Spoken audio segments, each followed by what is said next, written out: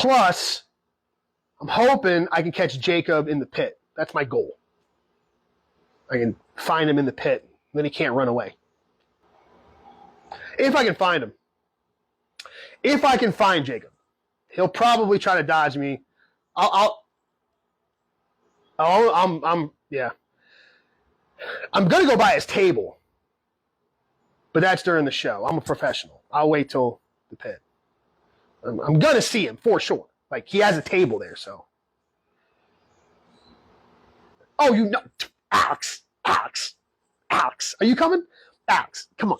You know I'm going to have somebody with I'm going to live stream the shit. If I see him in the pit, I swear, mark my words, I will have someone with the camera and I will run up and scream World Star before I bend that dude in half. I pray I have a feeling he won't go to the pit. He'll avoid it because of me. Yeah, I swear to God. You think I'm joking? I will run up and scream World Star before I headbutt that guy. John, too. Wow.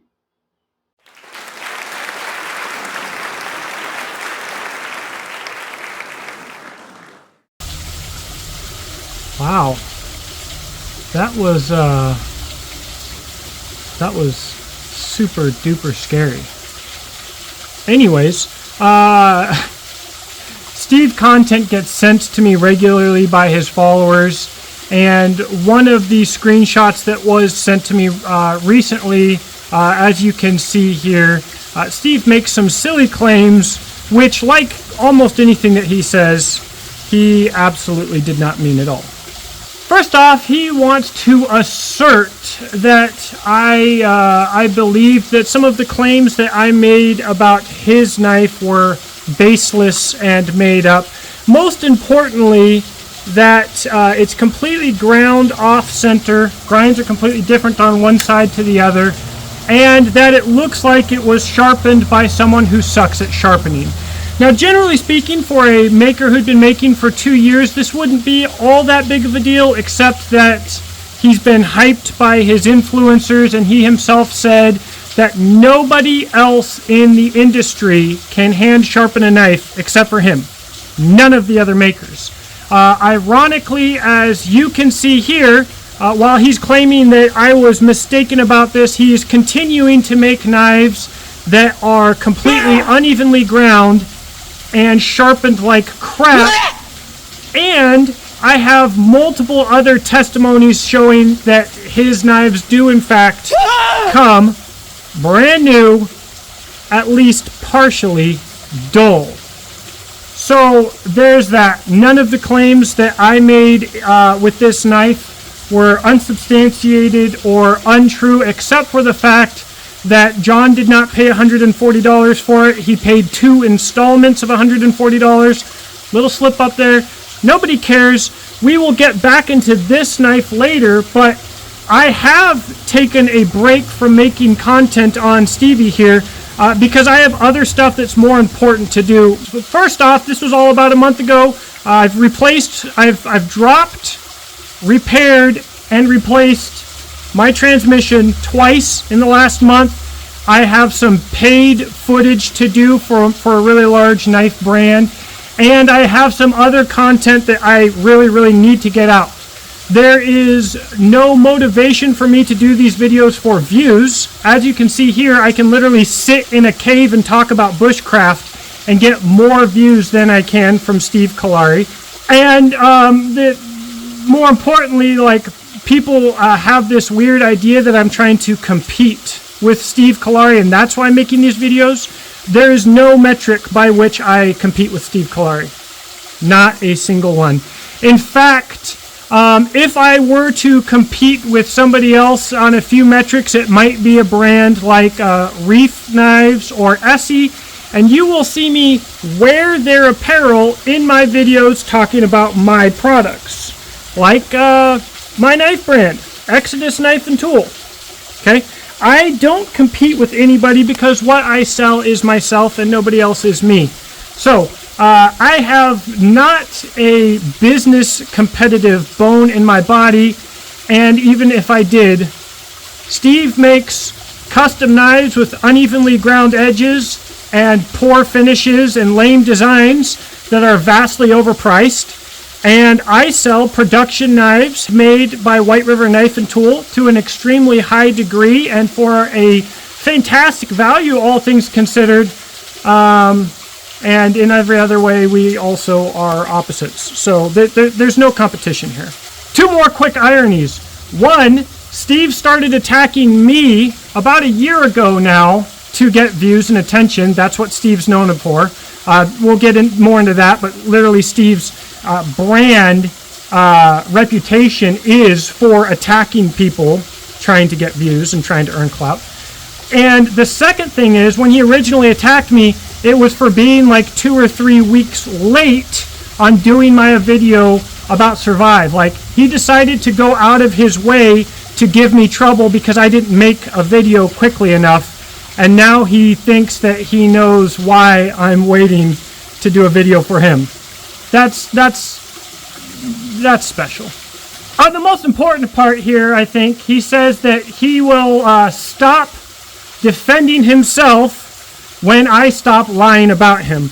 The irony here, there's layers of irony here. For one, I'm not lying about him.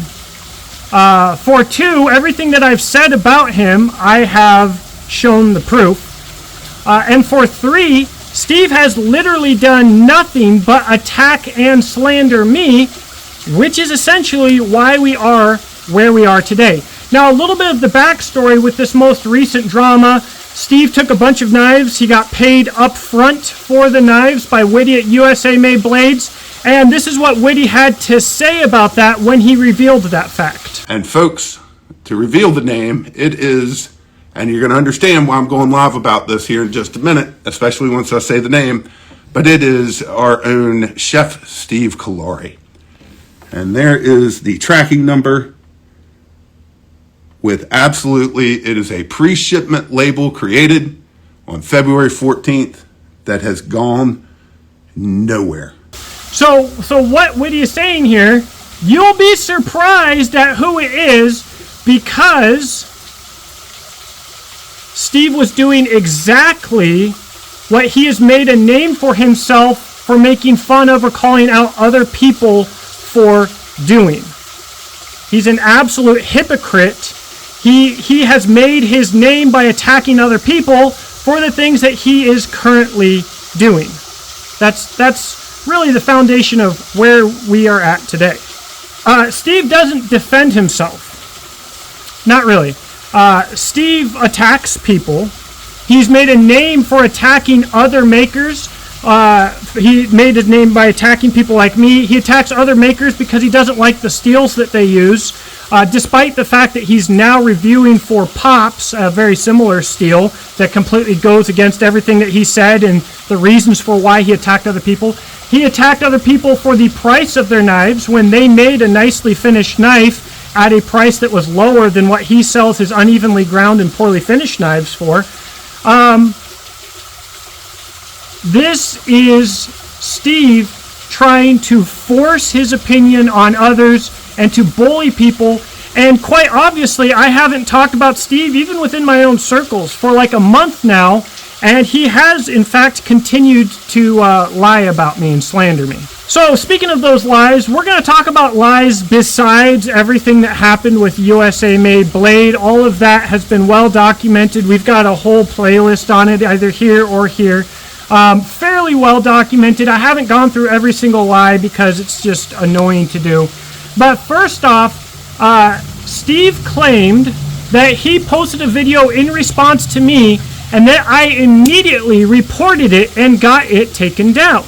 Now, the time when Steve had posted this video, I didn't even know about it. Verifiably, I was filming a video with Joe Flowers at Bushcraft Global for my podcast. But the irony here is when Steve posted a screenshot of his video that was taken down, it says in the screenshot why it was taken down. Because he had broken their community standards, he had shared people's personal information and addresses, and it got pulled down for bullying. Not only that, not only did they tell him why they took it down, it says it in his own screenshot, but when that was pointed out, as well as other things were pointed out, Steve continued to lie, and then he decided that he would argue. He called me out by name, Jacob Peterson. Then he decided to argue about the definition of the word you. He says, I never said that you took the video down, and then he said you doesn't mean just you. Now, Steve thinks that I have a gang of people who are following him and trolling him because that's what he's doing to me. That's how this whole narcissist thing works, where you think everybody else is doing what you yourself are doing. But do you think that once it was 100% obvious that I had nothing to do with his video taken down, that he fixed his mistakes or anything else? No. In fact, he made a call of action for his little army of degenerates to attack me when stuff like this popped up. Attacks on my email list on my website. These things negatively affect my business, destroy my email list, and have a direct impact on my way to make money. Steve knows that very well.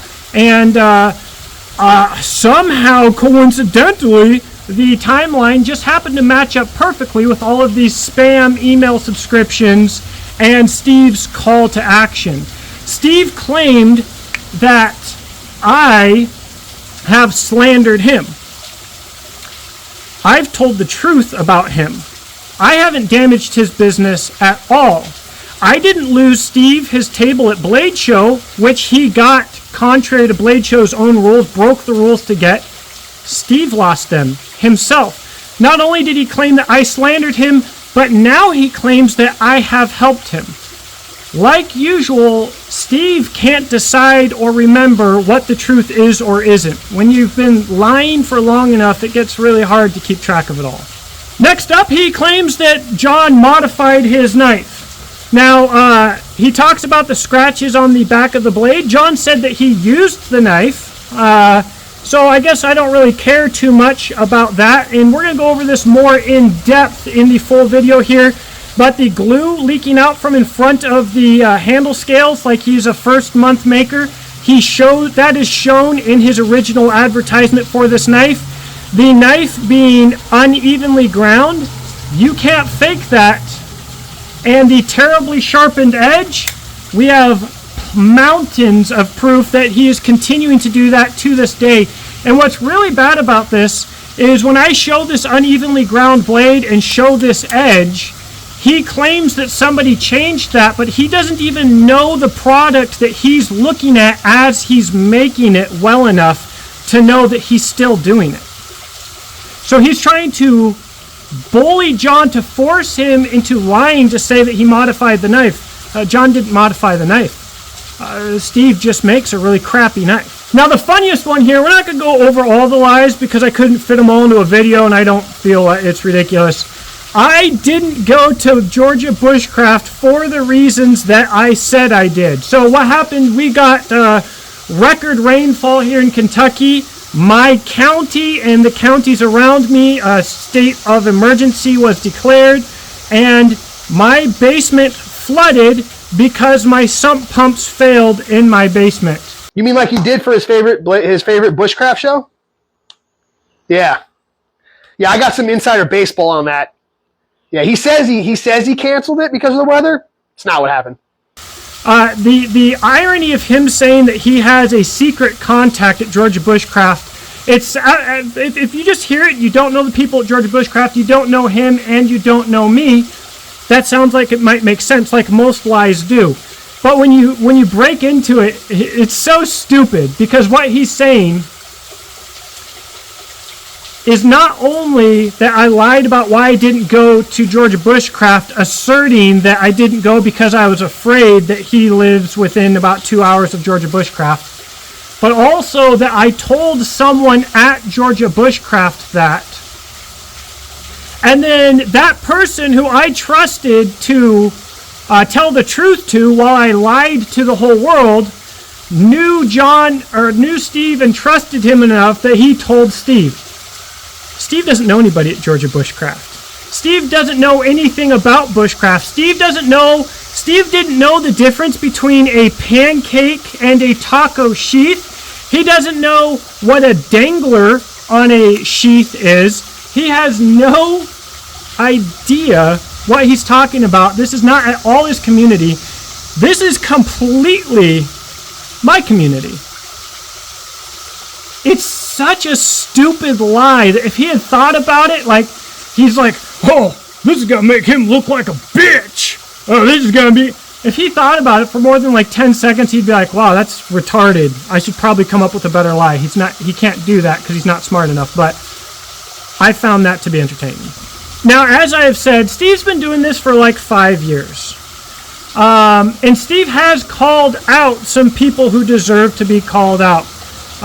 Survived Knives, and there's some other guys who I guess deserved what they got. His buddy Alex Steinberger talked about like M3 Tactical, who they all called out. I guess the dude ended up killing himself, so I guess good job to you guys or whatever. But allegedly, Patty's Potato Peelers, don't know anything about the guy. Apparently he deserved to be called out. But he's also called out people for using knife steels because they are below what he believes should be used because he's a perfectionist, specifically ADCRV2. Now, what is he testing now for Pop's knife supply? ProCut, a knife, a steel, that has the potential performance capabilities almost identical to ADCRV2. But is he going to call out the people that he's associated with? Is he going to say anything negative while he's testing it? All of a sudden, it doesn't matter anymore. When Steve wanted to force John into saying what he wanted to say, what did Steve do? He got into his DMs. He made threats. He tried to blackmail him and to force him into lying to say what Steve wanted so that Steve could act like he was the truthful guy here. Thankfully, John didn't give in to him, but that is Steve's MO. He uses BladeShow to threaten people. He has for years. I don't think he has ever made good on any of his threats, but that's what he does. And he tries to force people into lying to protect his own lies, which is, of course, what led to this video. All right, so here's what we've got. I love thinking about these things because it's just interesting. Okay, so Steve says that he does not have spending problems. He's just literally broke. My spending habits? Brother, like you're just pulling at straws here. My spending habits, watch this. My spending habits? Watch this. Do you see that? Here, let's go learn about Steve since Baron. Here you go. Come here. Let's go look at this. Do you see this? This right here is my 2010 Hyundai Sonata. I have not driven this car. This car hasn't moved in 1.5 years because I don't have the money to fix the rotors. Just the rotors. It's not spending habits, dog. So he said that he's made more knives than me, even though I'm a production company and have something like 6,000 knives out in the wild. In the last 2 years, he says he's made more knives than me, even though he hand makes his knives. And yet, even though he does not have spending problems, he couldn't afford to put a pair of $140 brake rotors on his old Hyundai Sonata, or whatever it was. Once again, we've got a guy who, on one side, is bragging about how successful and how important he is, and then on the other side saying that he does not have $140 of wiggle room in his budget in 18 months. We have a struggling knife maker who makes knives with uneven grinds. He has a good support group of influencers to help him get sales. And yet, the place where he congregates the most and where you're supposed to network and make business, he uses that place to threaten other makers, and he does it publicly. So what is the end goal that you can think of here? So first off, the true warrior and intellect, the true philosopher and tactician, what they do is they go into battle, they start a fight with no idea of what victory looks like. That's what really, really smart people do. So what is Steve's idea of victory? What is his goal that he wants to accomplish through his lies and his slander? And how is it going to be accomplished by publicly threatening me at BladeShow? So let's talk about how this could potentially work out in Steve's brain. And I'm giving him the benefit of the doubt that he's even thought about this. So let's say I go with him mano a mano in a gentleman's fight, even though he clearly is a man who has absolutely no honor and no integrity. Let's forget that part. And I just agree because I don't want to be embarrassed or be called a coward. I let him force me into doing what he wants. We go fight one-on-one. Let's say he just beats the piss out of me, okay? He just annihilates me. Let's say that.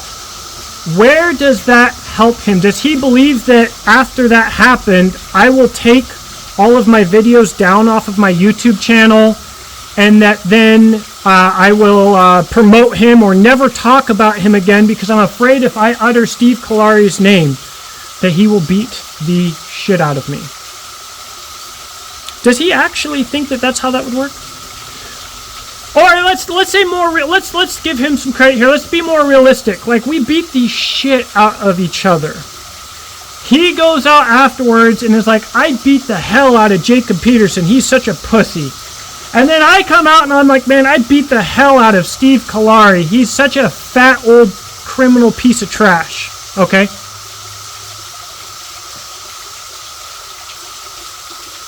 What does Steve gain? Of course, there's two other possibilities here. And we're going to talk about this psychologically later, and I'll explain that more later. The other possibility, I just whoop the piss out of Steve. Of course, he's going to set this up as a liar and a criminal, so that's not going to happen, I'm sure, because liars never have, these people, they never have courage unless they have drink and unless they have buddies. But I just whoop the piss out of Steve Kalari. You know, my background being military, mixed martial arts, and combat infantryman, doing combatives, doing a little bit of competitive MMA. His background being Grand Theft Auto, intent to defraud for under $20,000, and then apparently working in a kitchen for 15 years. That's a little bit dubious in and of itself. Let's say I just whip the piss out of little short king Steve Kalari. What does he think that does for him? Of course, being the dirtbag that he is, that would get him likely his state-appointed liar. As a person who exists to manipulate and to lie, that would give him an opportunity to get a lawyer for free and try and pursue me and actually make something happen. It actually could be what Steve had hoped to happen, and I would have more respect for him if that was the case, because it would be kind of intelligent. It'd be kind of smart, to be honest. And then we're going to talk about Sigma males in another episode. Let's say that, because he doesn't know me at all. Let's say that I'm just absolutely unhinged and have been walking around since Afghanistan looking for an excuse. The problem, in my Sigma male video, I'll talk about this one near altercation that I had in Louisville with this one guy after some traffic words were said. The problem with the Sigma male mentality, these people hate themselves. Generally, they are cowards, and when they lie in bed at night and they realize that truth, they spend the whole next day dedicating themselves to proving the opposite. And all they have to do is write a check that their ass can't cash. And it's like the guy who goes to prison for life because someone scuffed his shoe. The reality is his life was worthless. His family was worthless. His children, his daughter were worthless to him. He's willing to bet it all on something that he knows very little about. And that's the sad side of this whole thing, is that someone being caught in their lies, being caught in their deceptions, would think, I'm going to take this guy out and beat the hell out of him, and that's going to somehow make things better because I think I can do it, or I want him to think that I can do it. It's sad, it's disappointing. This is something that you have to learn a lot about if you're doing a lot of firearms training, a little bit of law enforcement training, and I have some law enforcement background, stuff like that. You have to realize that, not that I am that guy. I want to make that clear. If you smoke somebody, even if you are in the right, the chances of you still having to go through an incredible legal battle and potential jail time and all of these other things, again, even if you are 100% in the right, is incredibly high. So you have to weigh all of those things. If you've never had the training and had to consider all of that, and you don't even think about it, especially as someone who's potentially a criminal, who's run with criminals, and who's run with unhinged people like this, been with some really bad people. I mean, which is it? Were they some really bad people, or was it hardcore people down in Florida? This is something that someone with a brain should be considering.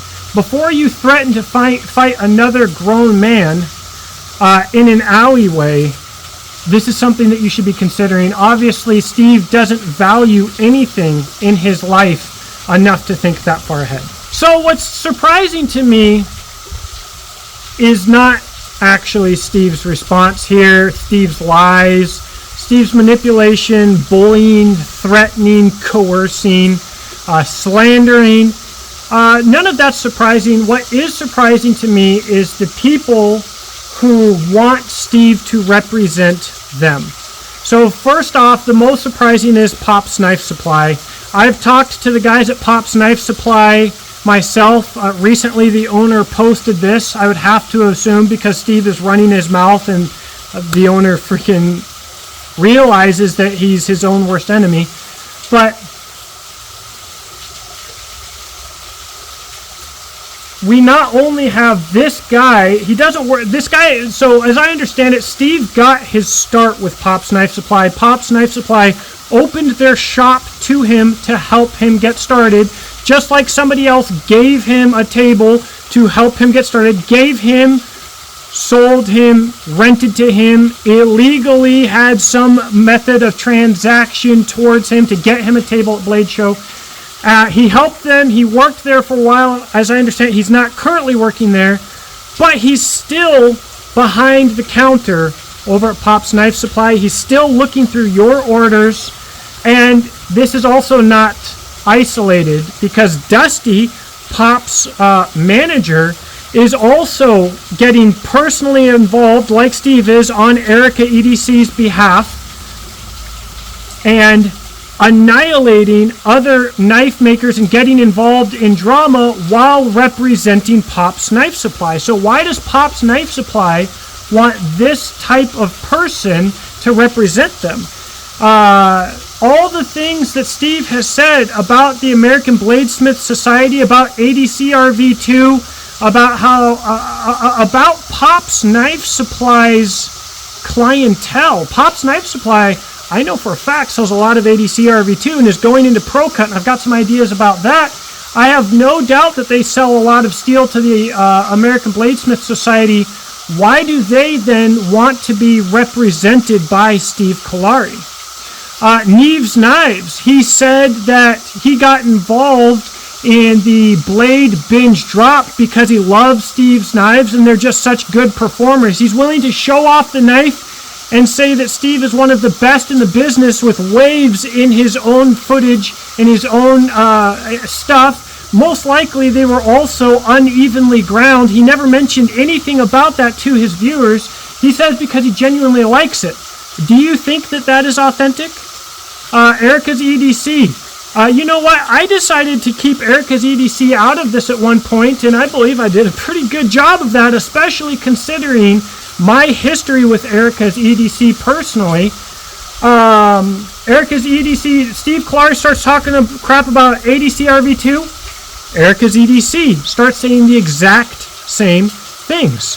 Erica's EDC gets blocked by a maker because these smart people involved with Steve Kalari or any of this little group, they just brush them aside and keep on living their lives. But Steve's got a big problem with that. In the same breath that he's got problems with me. Erica's EDC sells one of Steve's knives. It's dull.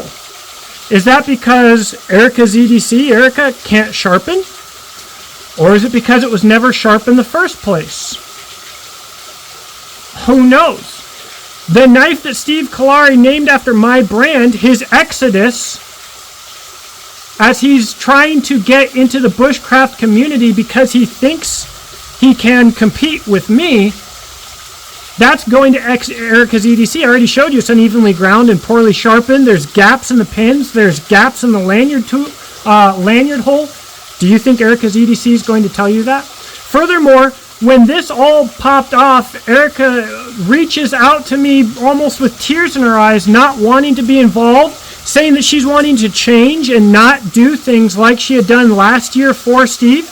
And yet here she is, reviewing the Exodus. Does she really not want to be involved?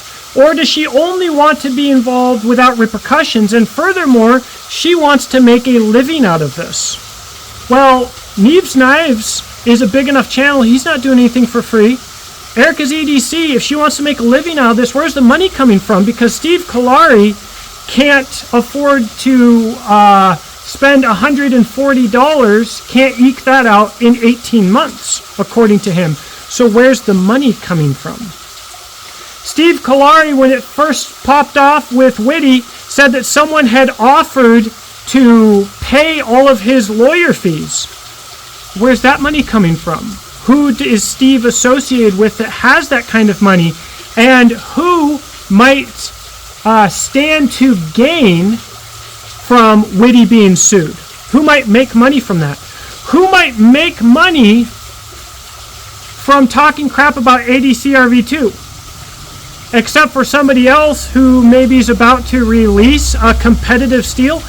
I don't know. I tell you what right now, I've been looking into this for a long time. I've been looking into Steve's connections. I've been looking into Steve's family situation, his legal situation for quite some time, because I hate a liar, and I hate a liar who calls me a liar, which automatically makes me have to do all of this extra work. But it's time for me to reach out to Pops directly, and I'm going to tell you the truth right now. I've liked Pops. I haven't kept Pops lights on. I'm not here to tell you that I'm so successful that I have made any impact for Pops Knife Supply, but I will say that I liked the guys at Pops, that I have bought from them multiple times, that I talked to them at BladeShow. I talked to them quite a bit about ADC RV2. And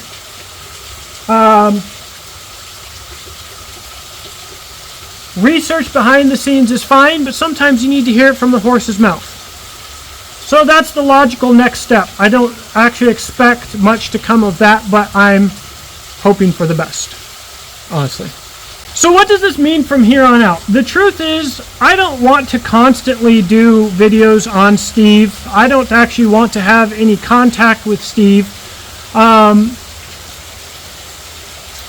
And I'm not going to go into each and every lie that Steve tells. Like, he doesn't know that Victorinox makes fixed blade knives. He can't pronounce the word SE right. He'll sit here and he'll talk about things that he knows absolutely nothing about. I'm not a watchdog for Steve. I can't even handle watching his content. I'll tell you right now that he's right about 85% of the time when he talks authentically without talking to someone. When he talks about steels and what the industry should be doing, about 85% of the time he's right. That's a classic, obviously manipulative trait. If you're right most of the time, people don't know any better will assume that you're right all of the time. But I can't watch this crap. Thankfully, his followers send me clips, send me screenshots at this point, because when I was doing this on my own, it was a nightmare. Sending me clips all the way going back to 2 years back and further back. Thank the Lord. But I don't want to continue doing this forever. However, whenever there comes a time that I can do a video about Steve that I think would be beneficial for the viewers, talking about Sigma males, talking about where he's right or wrong in the knife industry, it's a great way to get a point across. It's a great way to help people understand things, because Steve has some textbook psychological issues that are worth talking about. And this channel, look here, let me tell you how to get views on YouTube. Talk about things that people want to talk about. That might be talking smack. That might be talking up a currently trending product. That might be talking about current politics. Find what you want to talk about and talk about that consistently. That is how you grow a channel. Look through my videos alphabetically. No rhyme or reason. No consistency. I can think of one video that I did for views, but also because I thought it was fun.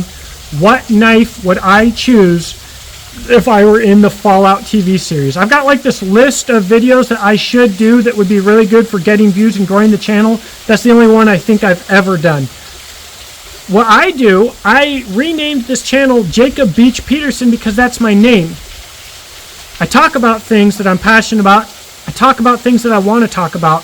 YouTube has given me a platform to talk about the things that I think need to be said, whether that is Steve Kalari knives, which I'm obviously like autistically interested in, or a freaking purple mattress that sucks. I put a lot of effort into videos that will never have any net gain for me personally because I want to.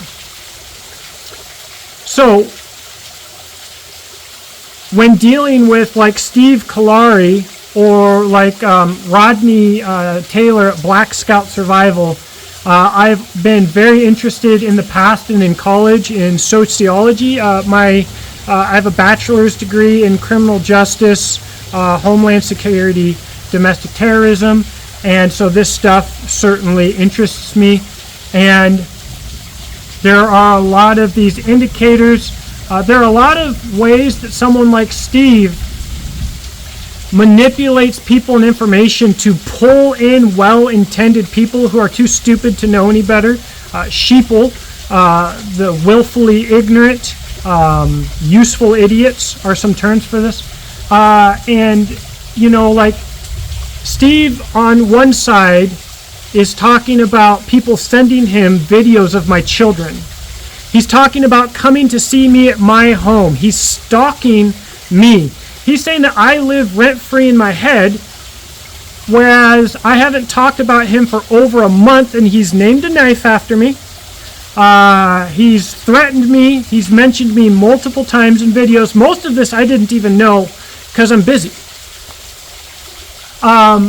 This is psychopath energy, and his followers will have things in their title like "Don't be a dirtbag" or "Don't support dirtbags." They don't get it.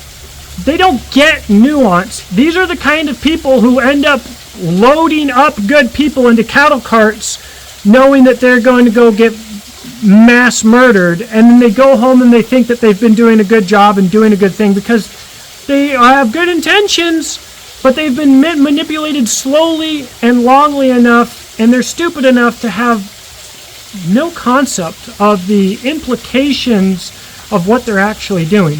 And so it's fascinating to me. It's incredibly interesting to me. It's probably half the reason I get myself into trouble for stuff like this, because people like this should be called out. My life has been made more difficult in this situation because a lot of the people that Steve has hurt, he's hurt their sales, he's hurt their reputations because they use a steel that he doesn't like, because they use an edge geometry that he doesn't like, because they forge their knives, because they charge too much for their knives.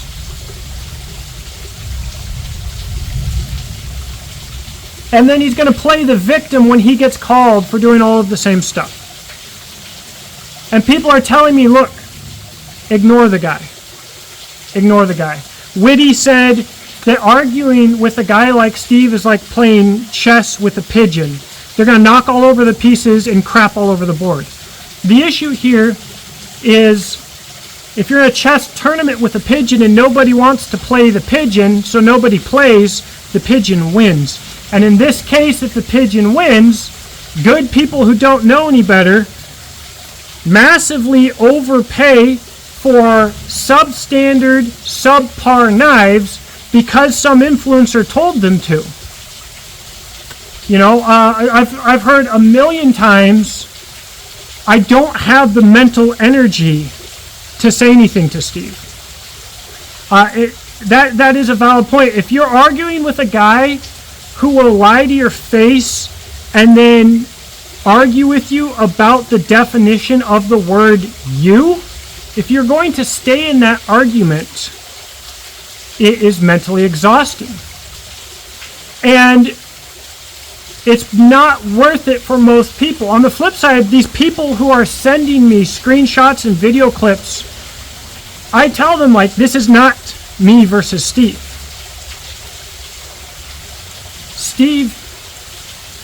Steve can make unevenly ground knives and name them after my brand and try to break into my market segment for the rest of his life. He never will.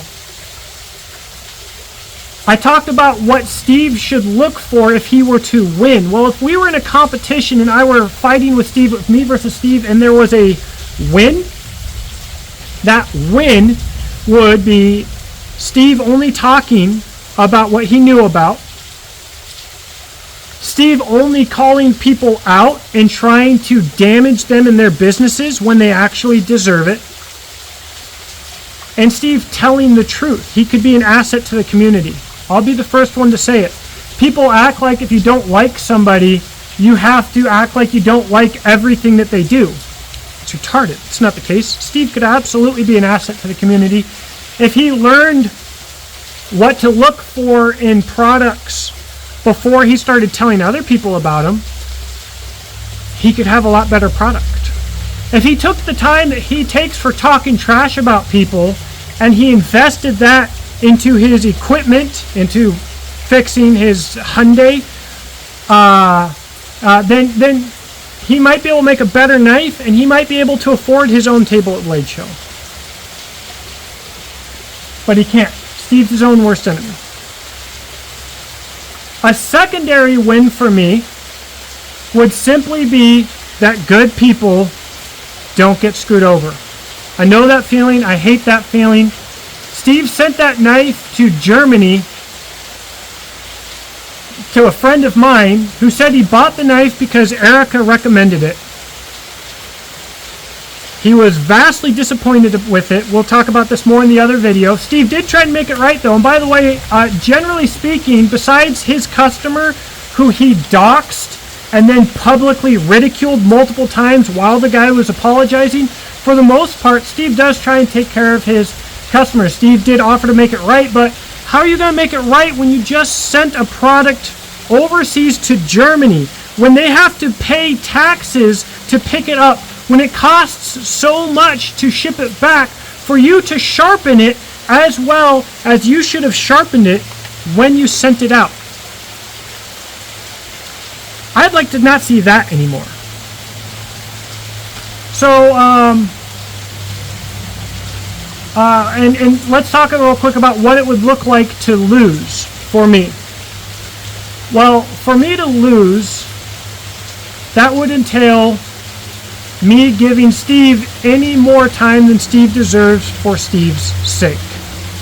Allowing Steve to manipulate me to do anything for Steve. And the way that Steve looks at it, he thinks that I'm helping his marketing. I am. Steve's channel, you can see the growths of Steve's channel after I mention him. Another irony for him talking down my channel, talking down me as a person, talking down my views, and then claiming how much I've helped his channel, and look at the spike on his channel after I talk about him. By the way, and let me just say, I hate this idea of I don't want to talk about someone because I'm afraid that will help them. Just tell the freaking truth no matter what. If everybody just told the truth no matter what, none of us would be in this situation. I digress. This video has become far too long. we will do the full review on this knife. I might have to do a full video on Erica's EDC, because I think that she has tried to manipulate me once again. And you know what? Scab mentioned that we need to come together in the knife community because it's a hard place to be. I talked a little bit about that. We need to, the good people in the knife community who are working to make an honest buck need to come together. But ultimately, as society, as an entire people, we need to come together behind the truth. Full stop. We don't need to welcome a wolf in sheep's clothing into the fold for the sake of being welcoming, for the sake of unity. Because when you welcome a wolf in sheep's clothing into the fold to have unity, that wolf will destroy your unity. When you welcome the Trojan horse through the gates of your city, that is not peace and that is not unity, that is destruction. So there you go, wrapping it up. You have a blessed day.